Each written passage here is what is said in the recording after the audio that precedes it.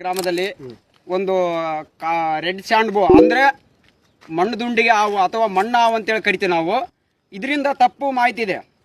ಏನಂದ್ರೆ ಇದು 6 ತಿಂಗಳು ಈ ಕಡೆ ಹೋಗುತ್ತೆ, 6 ತಿಂಗಳು ಈ ಕಡೆ ಹೋಗುತ್ತೆ ಅಂತ ಹೇಳ್ತಾರ. ಇದು ತಪ್ಪು. ಇದಕ್ಕಿರೋದು ಒಂದೇ ಮೂತಿ. ಇದರಷ್ಟು ಸಾಧುವಾದ ಪ್ರಾಣಿ ಯಾವುದಿಲ್ಲ. ಇದು ನಾಲಿಗೆಯಲ್ಲಿ ನೆಕ್ಕಿದ್ರೆ ಸಾಯ್ತಾರ. ಆಮೇಲೆ ಇದು ಮಾರಾಟ ಮಾಡಿದ್ರೆ ಎಷ್ಟು ದುಡ್ಡಿಗೆ ಓತತ, ಅದನ್ನ ದುಡ್ಡು ತಗೊಂಡು ಬೇರೆ ಕಡೆ ಎಲ್ಲ ವ್ಯಾಪಾರ ಮಾಡ್ತಾರಂತ. ದೊಡ್ಡ ಅಫೆನ್ಸ್ ಇದು. ಕಾನೂನು ಪ್ರಕಾರ ಈ ಹಾವುಗಳನ್ನ ಏನು ಮಾಡ್ತಾರೆ, ಮಾರಾಟ ಮಾಡ್ಬಿಡೋದು ತಪ್ಪು. ಈ ಹಾವು ಇದ್ರೆ ಮಾತ್ರ ಸುರಕ್ಷಿತವಾಗಿ ಈ ಹಾವು ಎಲ್ಲಿರುತ್ತೋ ಅಲ್ಲಿ ಮಳೆ ಅತಿ ಹೆಚ್ಚಾಗಿ ಬರುತ್ತೆ ಅಂತೇಳಿ ಒಂದು ವೈಜ್ಞಾನಿಕವಾಗಿ ನಂಬಿಕೆ ಇದೆ. ಇವಾಗ ನೋಡಿ, ಎರಡು ತಲೆ ಹಾವು ಅಂತ ಹೇಳ್ತಾರ. ಇದು ಸುಳ್ಳಿದು. ಇಲ್ಲಿ ನೋಡಿ, ಇದು ಬಾಲ.